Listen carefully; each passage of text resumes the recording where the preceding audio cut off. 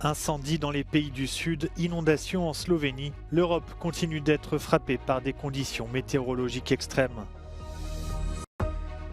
Les dirigeants de la CEDEAO se réuniront jeudi pour évoquer la situation au Niger. Une intervention militaire ne semble pas privilégiée. Les gardes-côtes italiens tentent toujours de sauver les migrants qui ont échoué au large de Lampedusa. Plus de 30 personnes sont portées disparues.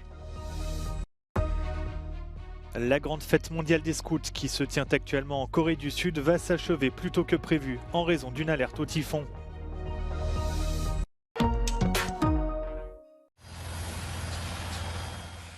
L'Europe continue d'être frappée par des conditions météorologiques extrêmes. En Sardaigne, les pompiers luttent pour tenter de maîtriser des incendies. Les rafales de vent compliquent leur travail. Au Portugal, près de 130 feux de forêt sont en cours. Les températures pourraient dépasser les 40 degrés dans les prochains jours. Le pays est en alerte. Inquiétude également en Espagne, avec une troisième vague de canicule depuis le début de l'été. 43 degrés sont attendus dans la semaine dans la région de Madrid. Les pompiers ont déjà eu fort à faire ces derniers jours, avec des incendies maîtrisés en Catalogne et en Andalousie. Deseando irme de vacaciones pasado mañana, vamos para que me voy para Suiza y quitar un poquito del calor de aquí porque es bastante insoportable, la verdad.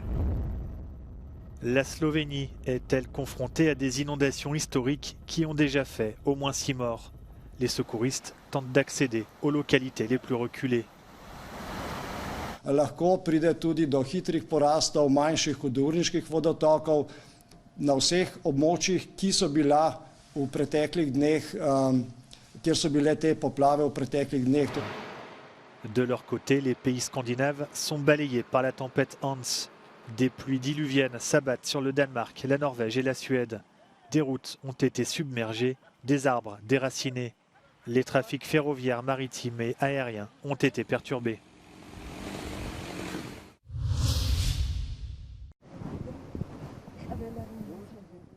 En Géorgie, un glissement de terrain a fait au moins 18 morts et 16 disparus. Il s'est produit jeudi dernier dans la région montagneuse de Ratcha, dans le nord-ouest du pays.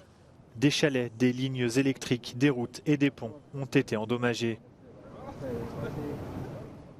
Près de 400 secouristes, pompiers et policiers sont mobilisés pour tenter de retrouver des survivants. La boue entrave les opérations de sauvetage.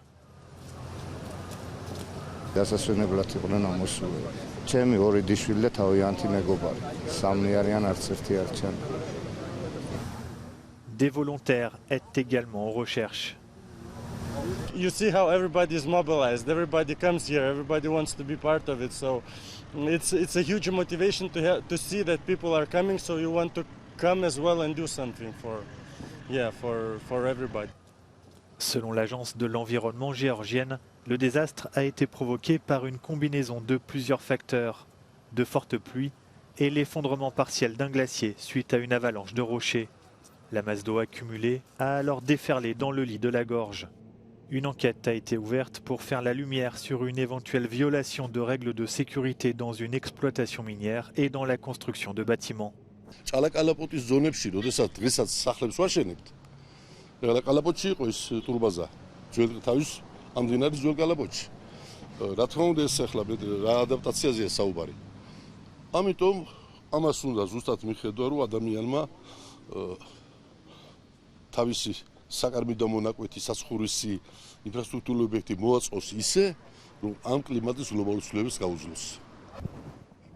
Un pont a été mis en place au-dessus de la rivière pour acheminer de l'équipement dans la zone sinistrée.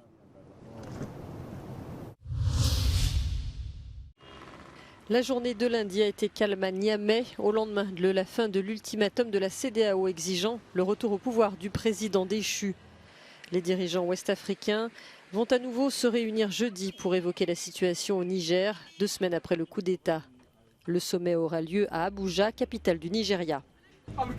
Nous ne sommes pas inquiets parce que nous comptons sur notre armée. L'armée nigérienne, ce n'est pas une armée à négliger. Ce sont des gens responsables. On ne connaît pas la guerre ici au Niger. Nous aussi au Niger, nous sommes tranquilles.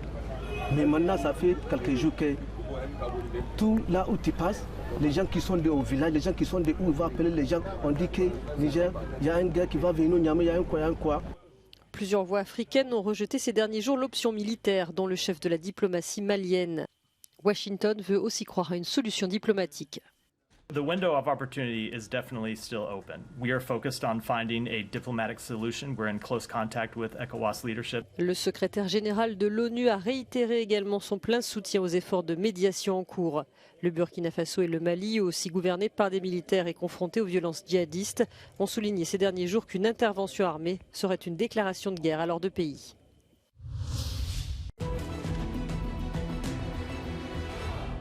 Ukrainian forces struck two key road bridges along critical Russian ground lines of communication connecting annexed Crimea and occupied Kherson region, causing Russian forces to reroute road traffic from shorter eastern routes to longer western routes. Now, here are the two bridges that have been hit.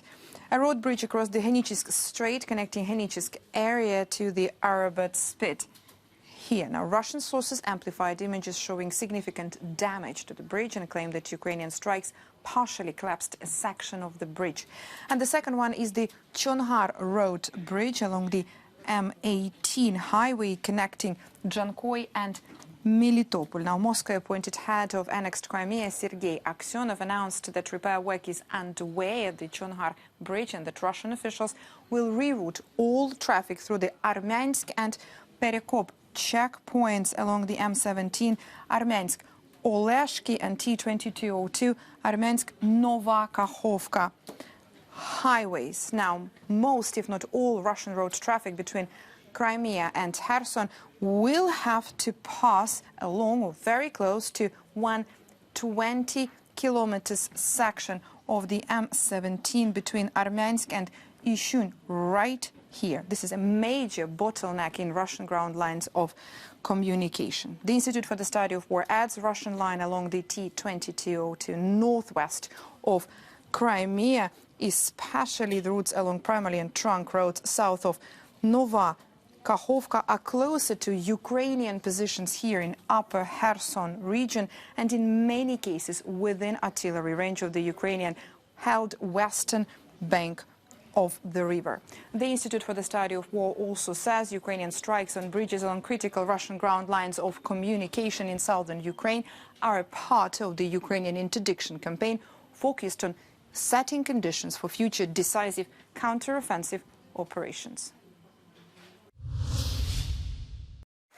Le Bélarus, seul allié de Moscou en Europe, continue d'inquiéter ses voisins. En visitant Varsovie, Svetlana Tikhanovskaya, chef de l'opposition bélarusse, a affirmé que le régime de Loukachenko provoquait ses voisins afin de tester leurs limites. Au début du mois, la Pologne avait renforcé ses effectifs militaires à sa frontière orientale après le vol dans son espace aérien de 2 hélicoptères bélarusses. Si Minsk ne participe pas directement à la guerre en Ukraine, l'armée russe se sert de son territoire comme base arrière pour préparer ses attaques. Le gouvernement philippin convoque l'ambassadeur de Chine après des tirs au canon à eau de garde-côtes chinois sur des navires philippins. Cet incident a eu lieu ce week-end, au moment où des bateaux de l'armée philippine partaient ravitailler des soldats situés autour d'un vieux navire de guerre échoué en mer de Chine méridionale. Cette zone maritime, revendiquée par la Chine et les Philippines, est source de tensions depuis plusieurs années.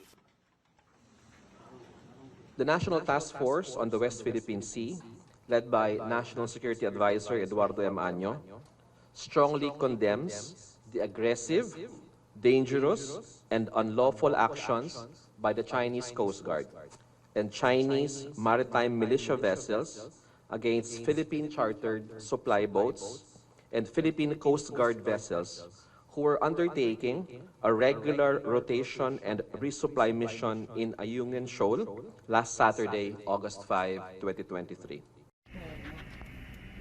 L'Union européenne, l'Australie, le Royaume-Uni et les États-Unis ont condamné les agissements de la Chine.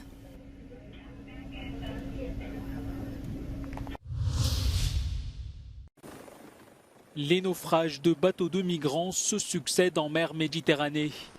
Après une lutte acharnée contre les vents violents, les gardes-côtes italiens ont pu secourir plus de 30 migrants piégés dans une zone rocailleuse au large de l'île de Lampedusa.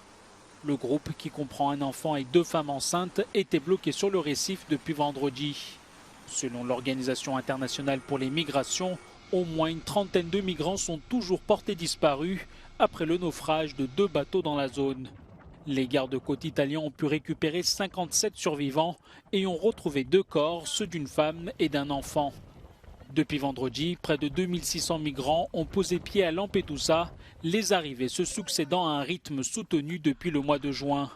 La route de la Méditerranée centrale depuis l'Afrique du Nord vers l'Europe est la plus meurtrière au monde. Depuis le début de l'année, plus de 1800 personnes sont mortes en tentant de l'emprunter.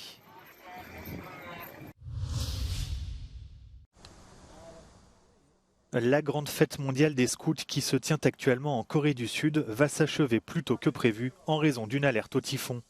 Quelques 36 000 participants venus de 156 pays vont être évacués à partir de mardi. Le puissant typhon Khanun, qui a fait au moins 2 morts en passant au-dessus de l'archipel japonais d'Okinawa la semaine dernière, doit atteindre la Corée du Sud jeudi, apportant de fortes pluies et des vents violents. 전라북도가 영향권에 들게 됨에 따라 잼버리 영지 운영에 어려움이 예상되어 8월 6일 어제 대통령께서 정부 차원의 대책 마련을 지시함에 따라 마련되었습니다. 이번 대피 계획에는 세계 연맹 및 각국 대표단의 우려와 요청도 반영하였습니다. Des milliers de scouts ont déjà quitté le rassemblement la semaine dernière après s'être plaints des températures élevées et d'une organisation défaillante. Les médias locaux ont qualifié la situation de honte nationale.